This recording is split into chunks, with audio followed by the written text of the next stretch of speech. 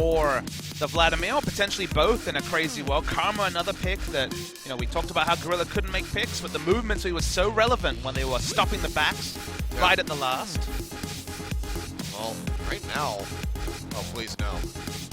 It's not going to be an Irelia Soul first rotation, don't worry. I mean, I have PTSD from that from their first game this split. Definitely wasn't good. Ryze available, you have to go for it. I think the Karma fits really well. Extra mobility for him with that ultimate popped. This just makes all of the sense. You don't get to have the flex pick nature of the Ryze if you do go with it, but we're seeing a pivot. Okay. It's going to be Vladimir first, but Monte Cristo considered home happy. Swain's on the ban list, so no worries from that from Rox Tigers. True, you can't get that double sustained mage combination. Good. But passing up the Ryze for the Vlad, still a very interesting decision from the side of Rox Tigers. Have to be pretty confident in Ryze play on this champion.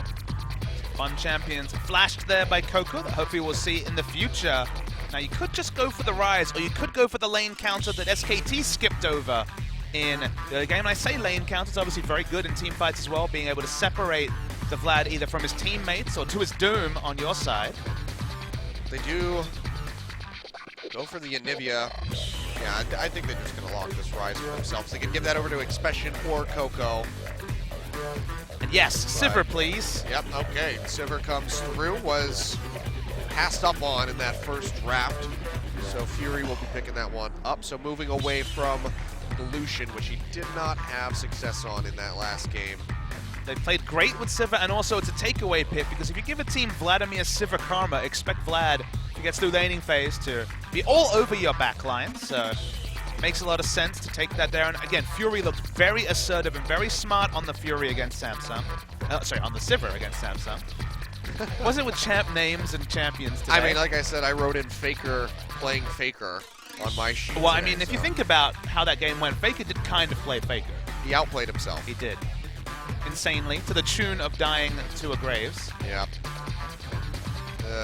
So Elise and Ashe, so Prey sticking with the Ashe. We didn't even mention it, we didn't even catch it, but the Ashe arrow stopping Lucian in the fountain did delayed and allowed extra turret damage, potentially the next being exposed because of that delay. Yeah, stopping him from getting back. That was a huge arrow to shoot all the way across the map towards that top lane. It was monstrous aimed by Prey, but showing why he's known for that Ashe. Now we can see these last two picks from Longzhu looking for the support and the top laner. Playing around with the idea of this Fiora. Yeah, the Sivir for wave clear. Of course, Ryze, when his ult is available, has good wave clear as well. Expession played a pretty impressive Fiora in the spring season. They do lock it in. Okay, it's a blind Fiora. Certainly has a high element of risk. So what do you take into this if you're Smeb? Trundle looking like it makes a whole lot of sense. Be locked in. Smeb has been wonderful on this Trundle. Even in difficult matchups, got solo kills on the Trundle, but it's certainly a matchup that can snowball. So I think Peanut and Chaser will definitely be guesting around the mid lane, around the top lane. It's worth noting that Longzhu have teleport in the mid lane, Rox do not. So if it becomes skirmishes around the solo lanes, Longzhu just have more options than Rox Tigers. Yeah, not to mention the home guard TP in, that massive amount of move speed there from the Ryze. Could spell disaster for Rox Tigers, but Smeb with this Trundle, a lot of potential to get ahead early if Peanut can pay him a visit up to that top side. Still, Prey will try the initiation, and there is a really good team fight comp on the side of Rox Tigers. The speed boost from Karma will answer a lot of Sivir's movement speed. But again, the split push I think is the real story here. Expession and Smeb can both do their best 1-4, and whichever top laner snowballs, I think, puts his team in a really big strategic advantage, because they'll just have an extra option in the late game. Yep. We'll see how Peanut's going to handle himself on this Elise this time around. Played Elise in the last game and had some relative success. Nothing too flashy or crazy coming out of that performance, but consistent enough to help his team find the win. It was a shot calling win in game one. No true superstar apart from Smeb having a good game. Yep.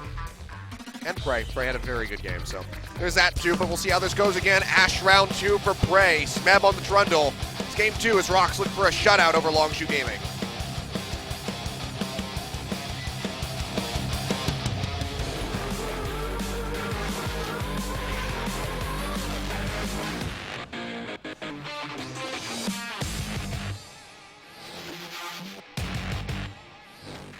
And it's going to be a Cloud Drake. Oh, goody. Huzzah. 소환사의 협곡에 오신 것을 환영합니다. You know, I have an important question, Papa. I'm listening. Why don't you look at me like Cloud Templar looks at Longzhu? This is a fair question. It's because we don't interview together. Clearly an Only. interview buff. I'm going to have to submit a formal request in. Learn some Korean, then we can interview. I can order Mekchu in Korean. That works. That's worth something, right? I mean, you do enjoy the alcoholic beverages. Just sit him down for an interview, like, hello, Cloud Mekchu. Okay, and they'll just be like, what? Hey, Why man. are you asking me for beer? 미니언들이 생성되었습니다. Other fans in the audience mentioned he had a pretty heavy hand in the shot calling around that exciting finish in game 1. Trundle still going for the Grasp of the Undying, but predictably Expession rocking the fervor of battle. Well, it's going to be Gorilla roaming back down here through the jungle. Going to be looking for that drop start as Prey goes ahead and starts it up. Krug's being taken by the other side, so we will get the 2v2 between these bot lanes. And now the top lane's moving up to their sides as well, so we should have a pretty similar level 2 here for both of these AD carries. And Prey's going to get there a little bit sooner. Rox also have a big level 1 advantage just with the Mantra Q into volley combo.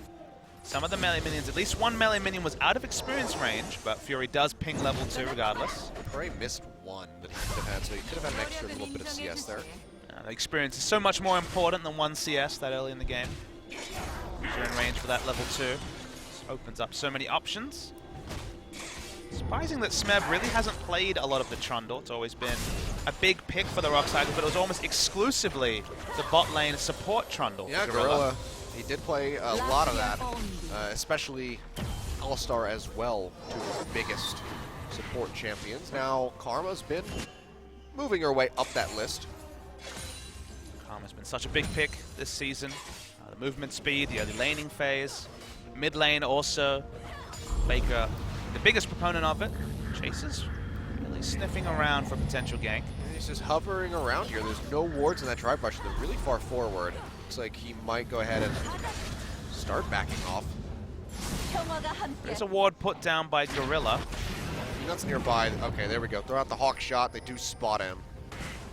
So they will stay safe. Jungle paths are very different when the lane swap isn't enacted, so it's nice to see an aggressive move from Chaser, but well spotted and scouted by Rox Tigers. Yep. Meanwhile, this trading just continues up in that top side. You can see Smeb running pretty low on mana, especially sitting pretty comfortably in that regard as he shoves into this tower, but Smeb picking up any more CS, he will find himself in a lead. Worth noting that there is now only one, but just popped a second corrupting charge and will be another one, so sustained advantage to Smeb. And it finds Chaser, puts down a good amount of damage, will repel onto him, he's going for it. Doesn't have kill pressure just Yeah, yet. he's going to go ahead and tunnel out of there, but some good pressure being laid down by Peanut, looking much more aggressive and much more like the Peanut that we're used to, and now taking away that blue buff, so looking to triple buff him as he does have the smite available. Ryze is backing, boy. although Yeah, this is going to be TP coming in here from Expession, really aggressive. It's going to be matched by Coco. The Cocoon comes out. that could have been better. Yeah. Yes, it could have been. I don't have much to say about that one. Now, it's worth noting that Coco wanted to get to mid lane and obviously doesn't have any difference when it comes to Didn't put him cooldown too timer. far off. Yeah, there's no more reduction in cost when you teleport to your mid lane turret, so that big a deal. Yeah, it was more so the Expession one really delayed him getting up there, especially with the Cocoon, so it's a little bit later than he would have liked to have been. We can see Smeb has started getting that CS lead. That hasn't shopped yet, so that will be largely answered shortly. Well, he can get right back in there with his teleport, so shove up to the turret. Yell to back right up off. Not miss a beat. The Rox Tigers are running the Vlad this game. Oh, Prey. Had to use the heal. Getting a hell of a lot of damage, and the Ignite looking like it was used there by Pure before the heal had come off, because it was pretty low at the end of that one. Gorilla didn't have the luxury of taking Ignite on Karma. You very much want the Ignite to just have even more of a strong laning phase. Yeah, not to mention Deny all that damage from the Ryze, where your Vladimir cannot take the exhaust in the mid lane. I mean, you're against Vlad, and so you're against Ryze and the Fiora, so yeah. you doubly need exhaust somewhere, so had to come from support role. Well, it's all right. Prey's able to sit back and just farm up these minions, gets himself a little bit of a lead. Peanuts on the way down. There's no wards in the river. Chaser's hovering around the Krugs, taking those at the moment, so he would be able to respond to a gank. No vision. Tunnel's waiting there. He's going to see Chaser now. There's out the Cocoon, lays down the damage. Have to back off, though. Clears out this ward. Had Prey been level 6, could have seen a bigger engage with the arrow, but not going to happen for the time being. Peanut actually out-leveled by... Ooh, okay, Coco's pushing into the jungle. Peanut's actually going to go ahead and start up with Grom. Here he comes, pops the ultimate. Chaser, does he come over the wall? No.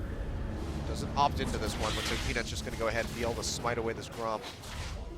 After the reset, that is. Impressive that Coco was able to actually push in Vlad, but that might have just been a back timing thing. By doing his best to freeze the wave under his turret, especially as he now saw the ult come down from Coco with the increased cooldown for the Ryze. It's going to be a little while before he can try and push. You say that, but it's already back up. Hey, it's an extra spell rotation, baby steps. Yeah, it's still pretty nuts. Ryze is still pretty damn good. What? They can't balance him? What? I've never heard this before. Well, they're talking about reworking him again, so... Yep. 20th time the charm. York. Well, they haven't reworked him yet. No, I know. I'm saying it's been 5 years, I think, since he's been out. He hasn't been touched. I should have responded with the prototypical poo. Yeah. They will forget Yorick Mori. He might even get a skin when they rework him. Maybe. The dream. A whole skin? Yep. For me? Yep. That would just make his life. He doesn't seem like the type to really be that upbeat about it. I mean, it would be the best thing to ever happen to him in the last 5 years. Oh. Nice by Smeb to lace a chomp. Will shove Expession out of lane. Doesn't have TP quite just yet, so he's gonna have to back off and likely run back to this lane unless he just wants to sit there and wait. It's a big hole in terms of combat stats because Smeb did the later recall, had Ruby Crystal and the double long sword, so cannot win those trades if you're Expession. He doesn't want to teleport to top. Expession can be a little bit more liberal with his teleport. Coco has a teleport of his own, and at this stage of the game, you don't really want to be teleporting into battle as Fiora anyway. Yeah, with a double long sword. It's not the time. I mean, even the late game, you're probably better served split pushing than actually fighting. Samsung shows that. The 0.9 KDA 2-1 Fiora. You can see that it's going to be the Tiamat coming back in here for Smeb.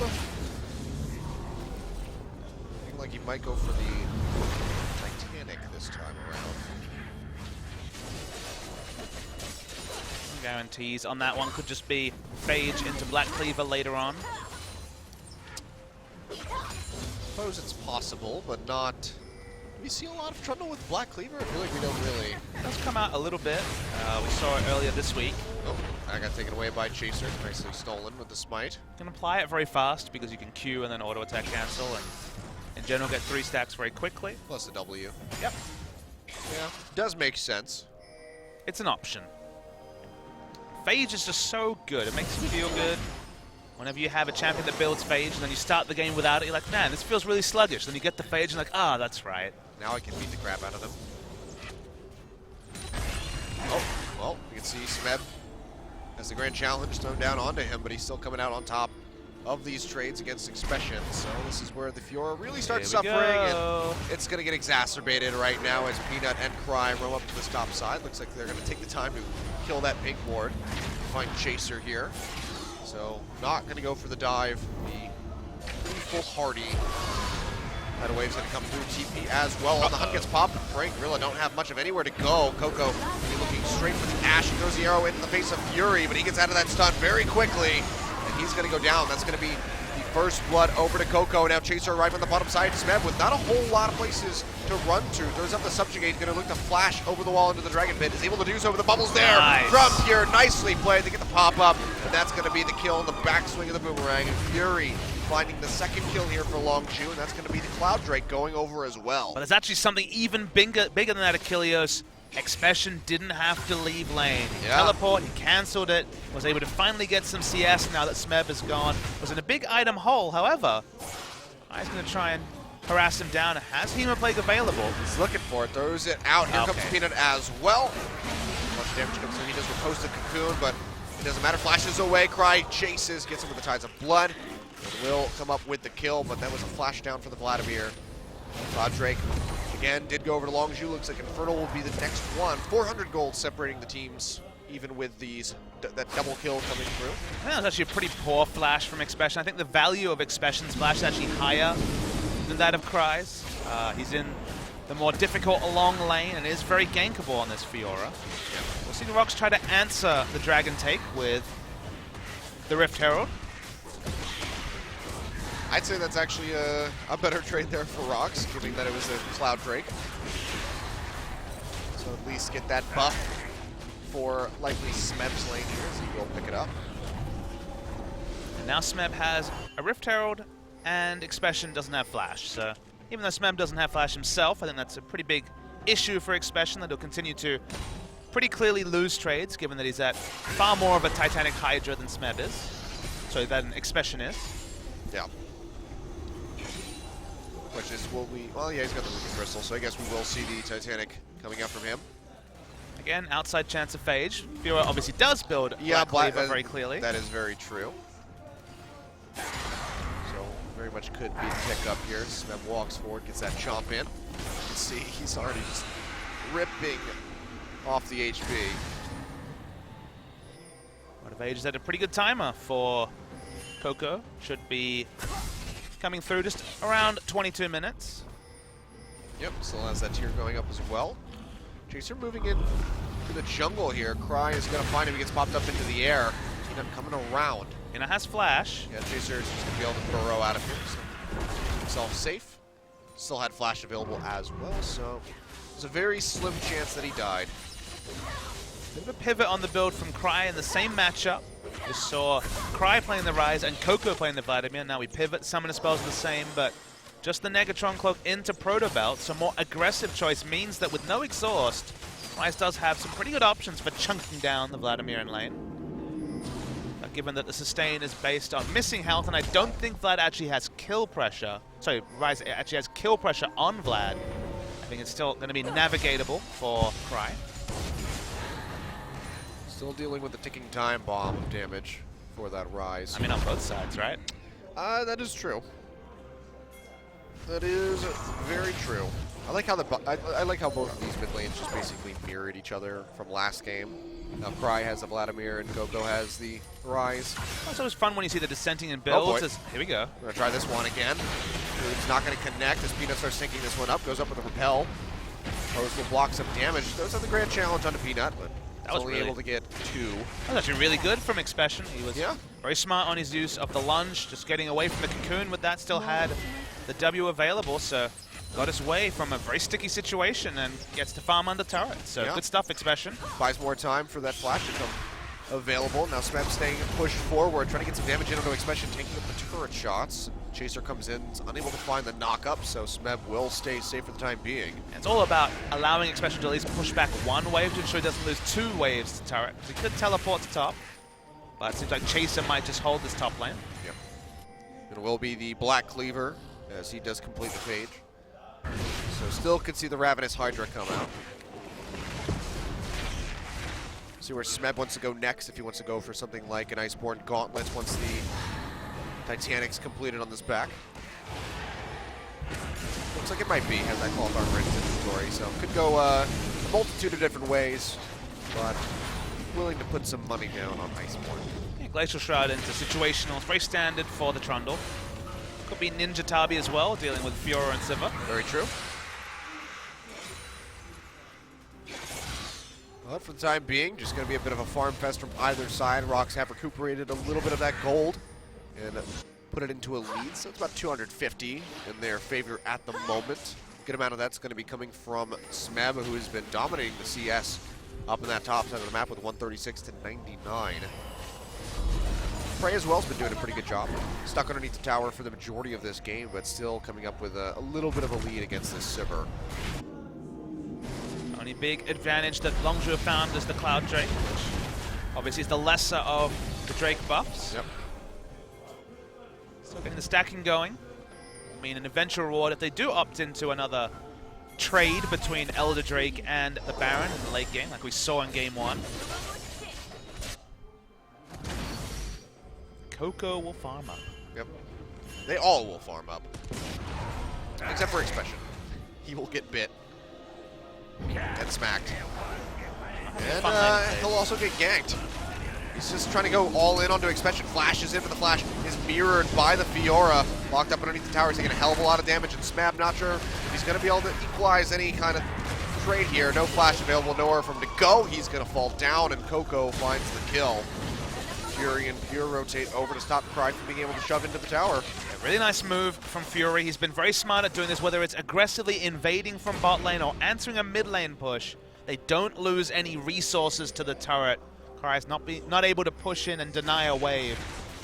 Good stuff from Fury.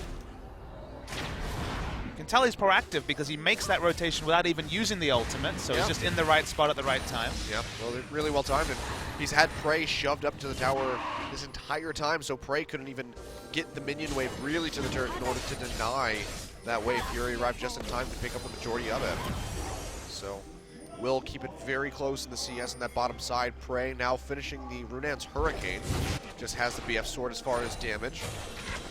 Despite the early game, I think Rox actually have the win in a dragon fight. 2 flashes were used for 1 on the side of Rox Tigers. Only Smeb used his flash, and in general, I think the power in the early game is higher for Rox. And Fiora obviously not the strongest team fighter in general. I think it's really going to come down to Cry, and if you can hit this Hemo Plague on multiple members. I mean, if you miss the Hemo Plague, you feel pretty bad. Yeah.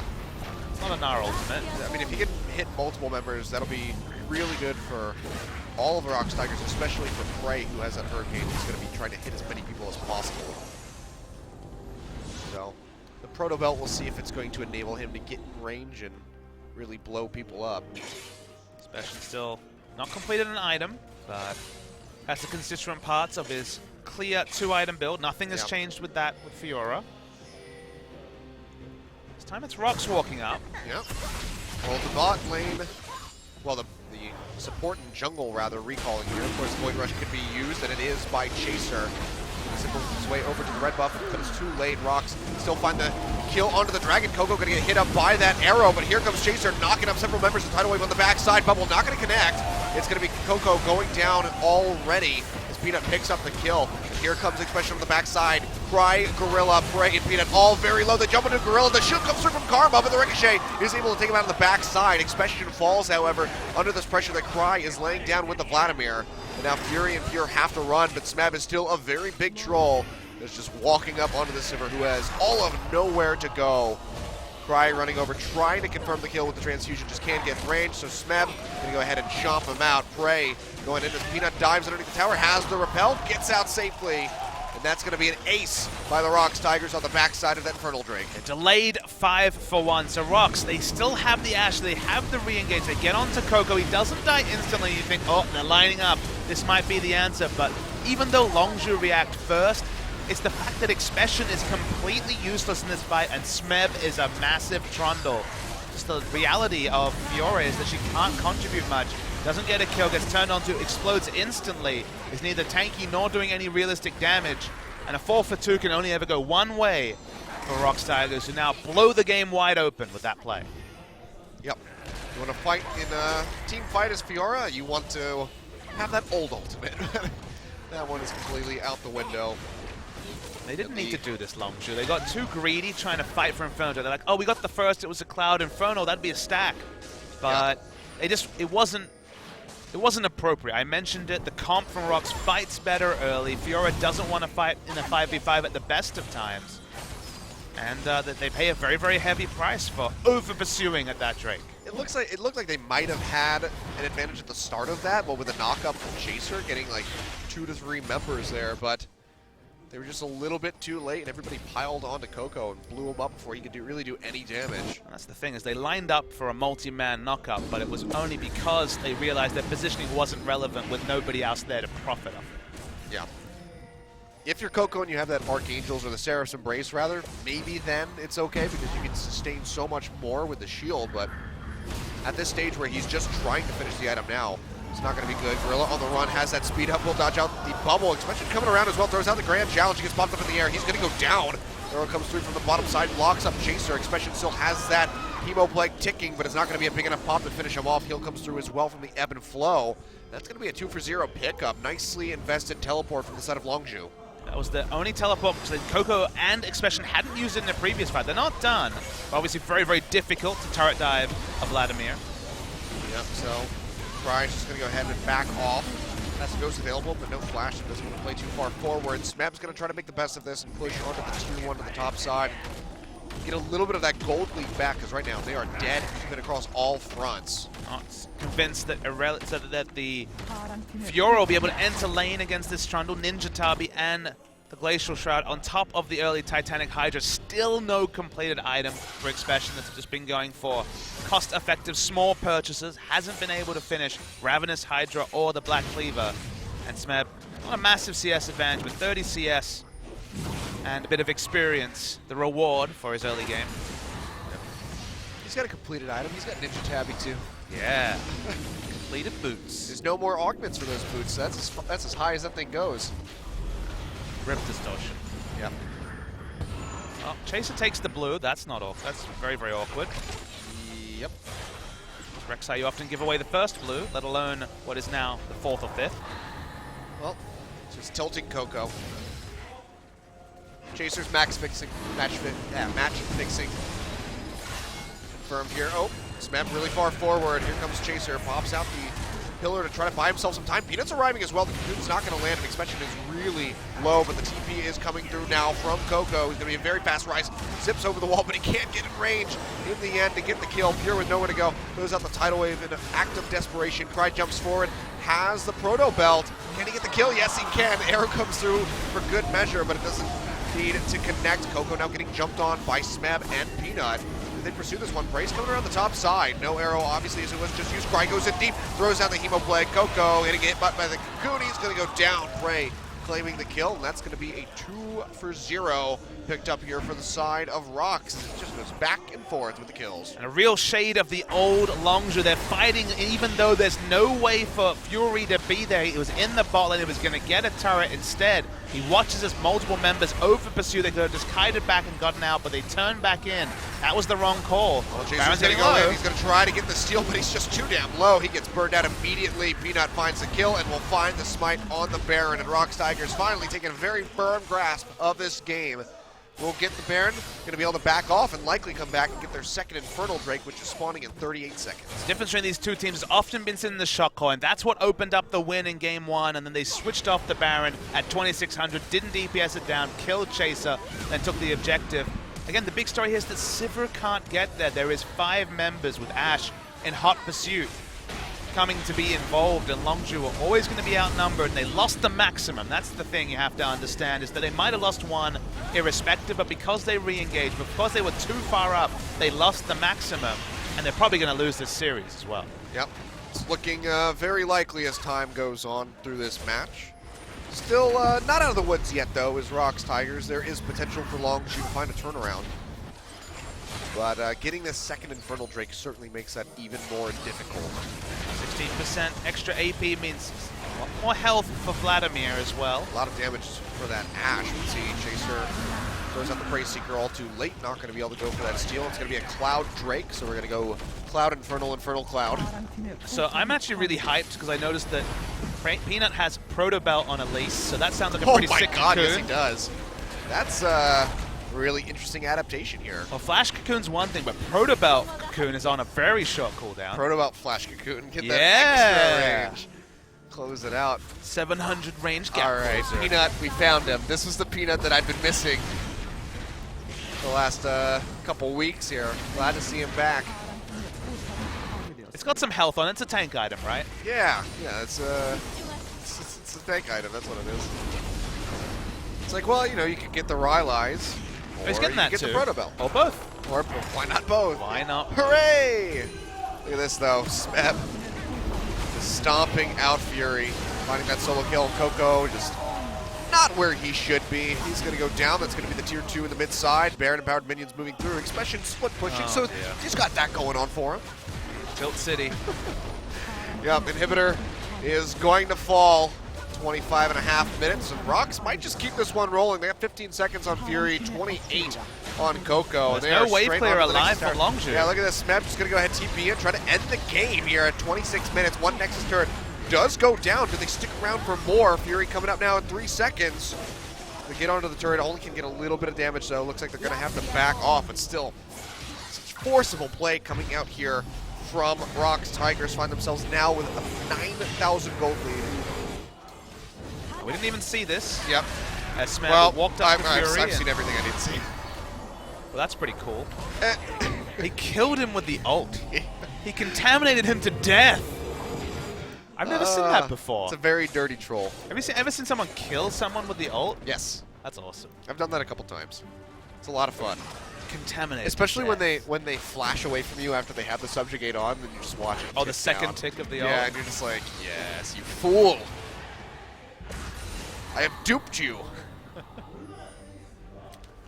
I don't think Smeb's duped anyone this game. This is exactly the Smeb we have expected. Very much the similar Trundle performance that he had. Well, he duped the hell out of Longzhu.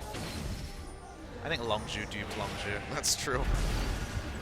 They fakered their faker. Who fakes the faker? Faker himself.